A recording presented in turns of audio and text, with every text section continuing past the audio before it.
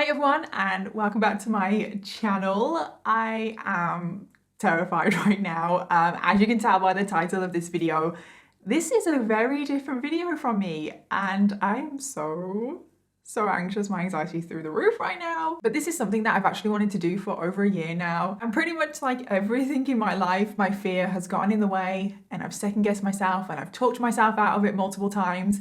But I am fed up of letting my fear run my life. So here we are. Welcome to my first ever true crime and makeup video. Hopefully the first of many because I really want to do true crime. I am going to still do makeup content as well, but true crime is going to be like sprinkled in. I don't know how often. We're going to have to see how it goes, but hopefully quite often because this is actually something that I'm really passionate about. I love, even though this sounds so weird, I love true crime and I have done for the longest time. Like ever since I was little, I've always been interested in true crime. I actually kind of blame my nan a little bit. She always brought me up on those crime TV programs. But I've always been interested in criminals and how their mind works and really getting into why they do what they do. So much so that I actually have a degree in law and criminology. And for the longest time, this is gonna sound so random, but for the longest time, I actually wanted to join the MI6.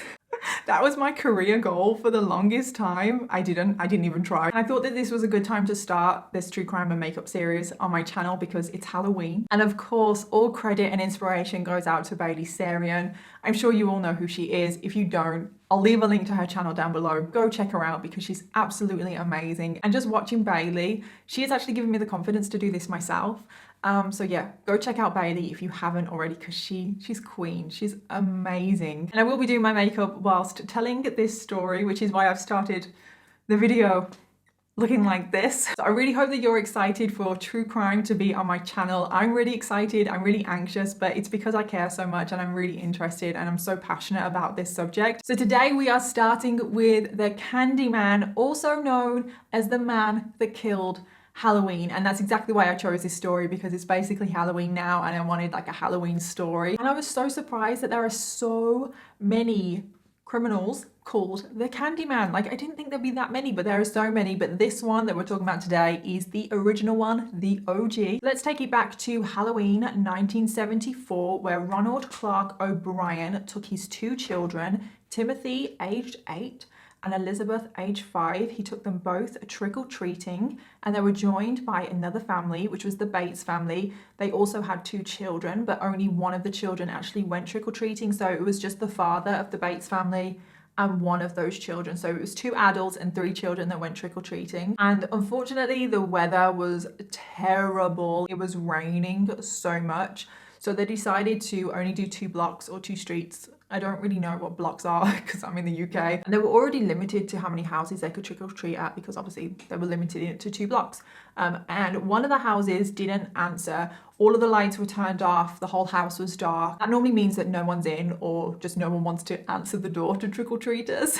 So the party quickly moved on from that house because the weather was terrible. They weren't going to hang around, were they? But Ronald decided to stay behind. He thought maybe there was someone in the house. Maybe they were just taking their time answering the door. And he quickly caught up to them. And to everyone's amazement, he actually managed to get some candy from this house. And not just any candy, he managed to get 5 giant pixie sticks. Now, I didn't have a clue what pixie sticks were. I'll put a picture on the screen, but they are sherbet sticks. I call them sherbet sticks. Some people call them sherbet straws. But just in case you didn't know what pixie sticks were, because I didn't, that's what they are. Now, this is not like your typical candy, like the typical tiny little candy that you get at a trick-or-treating. This was like a treat. These were fancy ass sweets. So obviously, naturally, I mean, wouldn't you? I know I would be. The children were so excited about this. Once they were back in the house, Ronald handed out the pixie sticks. He gave one to his 2 children, and then he gave one each to the Bates' family's children, and then he had one left, and he didn't know what to do with it. And then it just so happened that a boy knocked on the door to trick-or-treat at Ronald's house, and it was a boy that he recognized. His name was Whitney Parker. He was aged 10, and Ronald decided to give him the remaining pixie stick. So then it was getting late and it was time for the children to go to bed. So Ronald said to his 2 children, you could choose 1 piece of candy before you go to bed. You can eat it, but that's it. Timothy, of course, picked the giant pixie stick. I know that's what I would have done. I would have picked the biggest sweet that I could. Like if I was only allowed one you best believe that I'm picking the biggest one. And Timothy actually struggled to open the pixie stick, so Ronald actually helped Timothy with that, and he obviously had some of the pixie stick and he immediately complained of the bitter taste. I mean, if any of you have had a pixie stick or a sherbet straw stick, whatever, they're not bitter. They are pure sugar. Ronald actually gave Timothy a drink to wash it down, but pretty much immediately Timothy started feeling really unwell. He was feeling really sick. He actually ran to the bathroom and started throwing up, and very quickly he actually went completely limp in Ronald's arms. So naturally an ambulance was called, and very, very sadly and tragically Timothy actually died on the way to the hospital, which is just so strange. I mean, a child doesn't just, I mean, nobody just basically drops dead. So the police were naturally interested in this. They wanted to know what the hell had happened, and they questioned Ronald, like, what happened? What did Timothy do? What was the last thing he did? What was the last thing he ate?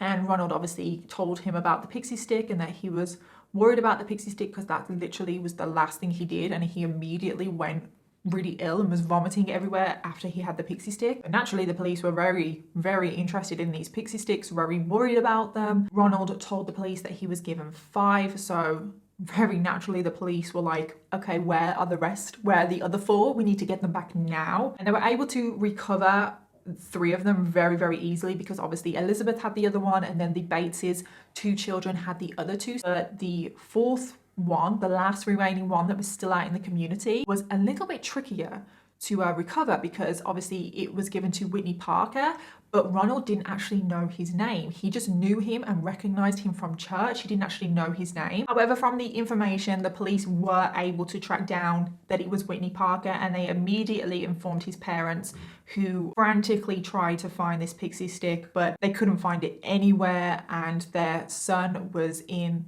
his room. He had gone to bed, and they rushed up to his room, and I mean, they feared the worst because they couldn't find his pixie stick. It wasn't with the rest of his Halloween candy. So they ran up to his room and he was asleep. Unfortunately, he hadn't had the pixie stick. He was actually found asleep, clutching the pixie stick in his hands, and we don't know why, but his parents suspect that he actually wanted to eat the pixie stick, but like Timothy, he couldn't get it open. And it turns out that the pixie sticks were so difficult for the children to open because they were actually stapled shut. Like, normally a pixie stick is heat sealed, and the pixie sticks were actually tested and they were found to be laced with cyanide. So they were tampered with, and there was enough cyanide in each pixie stick to kill 2 grown adults. And when they carried out the autopsy on Timothy, there was actually enough cyanide in his system, in his bloodstream, to kill 2 adults as well. So now that the 5 pixie sticks that Ronald had been recovered,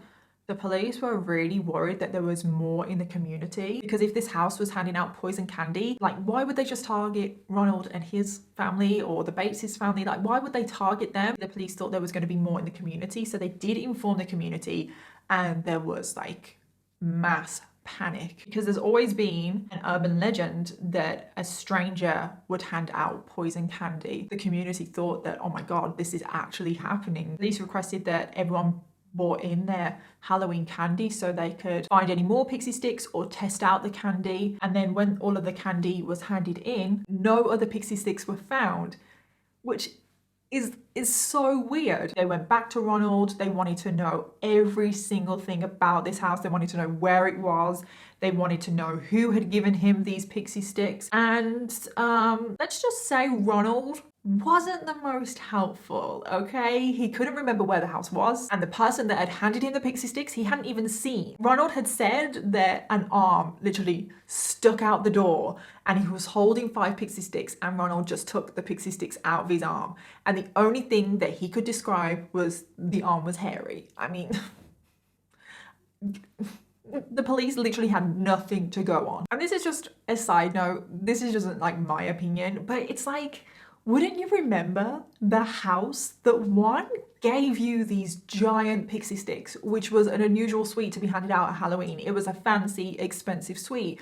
Wouldn't you remember what house gave you that? 2, wouldn't you remember the strange house where an arm just stuck out of the door? I mean, that is bizarre behavior. Wouldn't you remember that? And then 3, they literally only went 2 blocks. There is not that many houses to remember where you went.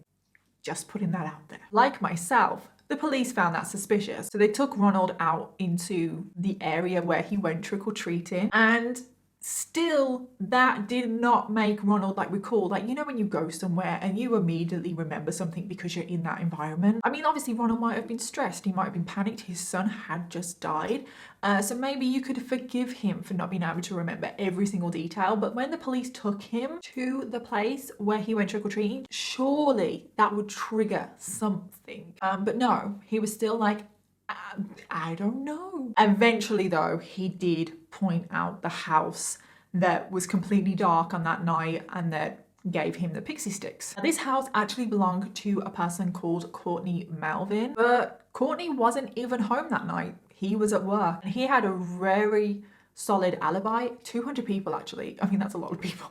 200 people could actually confirm that he was at work all night and wasn't even in the house. So the police literally have no suspects. So I think we know where we're going here. The suspicion very quickly landed on Ronald. I mean, I know you all suspect him. I suspected him too. So let's take a little closer look at Ronald, shall we? He was born on October 19th, 1944. He was a Libran, which is my own sign, and I take personal offense. Does anybody else do that? If someone is a really bad person and they happen to be your star sign, you're personally offended? Just me. He lived in Deer Park, Texas with his wife and his 2 children, and he worked as an optician in Houston, Texas. Baby. Sorry, beehive. Houston, Texas, baby. And he actually had 21 jobs in 10 years. Now, I don't know how relevant that is. There was reports that I saw that showed that he had a lack of commitment. I mean, it's hard to get a job and it's hard to keep a job sometimes. You can't always choose, you know? He was also a deacon for the Second Baptist Church. Now, I didn't know what that was. And to put it simply, it is basically just someone that does duties to support and alleviate the pastor. He also sang in the choir, and he was in charge of his local bus program. Again, I don't know what that means. What does that mean? He's in charge of his local bus program. Does he decide when the buses come? I don't know. But it seemed like he was pretty involved in his community. He was probably someone that most people knew. However, Ronald was actually in a lot of debt. He was in $100,000 worth of debt, to be precise, which in today's money would be $500,000. So he was in a lot of debt, and I tried to find out why he was in that debt, what he was spending his money on, but I couldn't find out. So I don't know why he was in that much debt. But even though he was suspected of handing out these pixie sticks and suspected of obviously killing Timothy, he maintained his innocence. But the evidence that the police found was pretty damning, let's just say. And probably one of the most, I don't even know what you want to say, weird, damning pieces of evidence, I really don't know what you want to say, that the police found on Ronald was that he took out life insurance on his children. And he didn't just do this once, he took out multiple life insurance policies on his children. He took out the first policies in January 1974, so that's quite a while before Halloween, and he took them out for $10,000 each. And then he further topped up both policies by an extra $20,000 each in the beginning of October of 1974, so basically a month before Timothy died. I don't know much about life insurance. I think it's pretty unusual to take out life insurance on children, but what's the most unusual thing is the amount that he took out on both children. I mean, they had $30,000 policies on each of them. I'm sorry, but who does that? And he was looking to gain $60,000 on the 2 life insurance policies, and it was later discovered because of the wife that he tried to actually take out life insurance on his wife, but they couldn't afford the payments. So he decided to take it out on his kids instead. The wife believes that she was actually the intended victim of this crime. It was also testified by acquaintances of Ronald and friends and co-workers that he was known to be bragging leading up to Halloween of 1974. He was known to brag about the fact that he was going to come into a lot of money very soon, enough money that he was actually going to be able to quit his job as an optician. And on top of that, he was going to be able to take a very long vacation. I mean, let's for a second just pretend that Ronald took out those life insurance policies on his children for very innocent reasons with no intention of profiting from their death. If he was bragging about how much money he was going to come into very, very soon, like where is this money coming from, Ronald? Like where? I just want to know what his motive was right now, because obviously he was in a lot of debt. When you are in debt, you can do desperate things. I'm not trying to excuse, not at all right now. I'm not trying to excuse the fact that he put life insurance policies on his children for clearly the wrong reasons. I'm really not. Why wouldn't you use that $60,000 to pay off the debt? You know, it doesn't really sound like he is even planning on paying off any of the debt. I mean, I know $60,000 is a lot of money, and it was obviously a hell of a lot of money in 1974, but that's not enough money to quit your job, take a long vacation, and it's like you're still in $100,000 worth of debt here. So it just doesn't sound like he's going to even remotely pay off some of this debt. And I'm not excusing what he did. I'm not trying to give him an excuse. Oh, you can kill your kids if you're going to pay off your debt. No, I'm really not. I'm just trying to get into his head here. And he really doesn't sound like someone that actually wants to pay off that debt. He just sounds like someone that wants to come into a lot of money and quit his job. So obviously all of that, the evidence of the life insurance, the policies when they were taken out, just the fact that they were topped up, and the testimonies of people that he knew saying that he was bragging about quitting his job and the money and everything is pretty damning. Unfortunately not conclusive, but the police actually did find pretty damning evidence, and it was the cherry on top. Ronald had a weird interest, you guessed it, in cyanide. So in the summer of 1973, yeah, 73, he seemed to have been planning this for a while. A colleague actually testified that Ronald had approached him and inquired about where he could buy cyanide from, and wait for it, how much would be fatal. Doesn't seem like a usual normal interest in something, does it? And he did try and purchase cyanide from a few different places. He did fail, and the reasoning that he gave as to why he wanted to purchase cyanide is because, remember, he was an optician. He claimed that he wanted to clean glass frames with cyanide, which was so strange and unusual because cyanide hadn't been used for 20 years for that purpose. Obviously, he did manage to purchase it, obviously, unfortunately. I don't know where he managed to purchase it from, and the police never discovered where he purchased it from either. I actually wanted to do a little looking myself into how easy it actually would be to buy cyanide. My Google history looks very questionable right now. I just wanted to see, okay? I don't want to buy cyanide. And I sadly came across this story of this boy in the UK. He set up a fake business to buy cyanide, and he managed to successfully buy cyanide, and he committed suicide. And I just think that that is heartbreaking. And his mother is actually campaigning to make it harder to buy cyanide, which I completely agree with. Cyanide is obviously not easy to purchase. When I was looking, I couldn't find anywhere to purchase it from. I'm not trying to buy cyanide, trust me. But it seems to be easier than it should be. So the police never found out where Ronald did purchase the cyanide from. But police did actually find a little bit of evidence in Ron's home. They found a waxy substance on a pair of scissors which matched the materials of the pixie stick. So the police were like, bingo, we have got evidence. We have got him. So he was arrested on November 5th, 1974, and he was charged with the murder of Timothy and the 4 attempted murders, because obviously the 4 other pixie sticks. He was later convicted of all of these offences on June 3rd, 1975, and he was sentenced to death. And Ronald throughout maintained his innocence. He never admitted to this at all. And his defense was that the urban legend of strangers handing out poison candy at Halloween must have been the one that did it and he couldn't have done it. He blamed it on the urban legend. I just think, like, how arrogant must you be to blame an urban legend? Like, did he really think that he was going to get away with this? He was very involved in the community. Did he just think that, oh, no one's going to believe that I did this, everyone's going to believe that I'm innocent, everyone's going to believe every single word that I say? And Ronald didn't have a very good time at all on death row. He was despised by his fellow inmates. There are just certain crimes fellow prisoners don't take kindly to.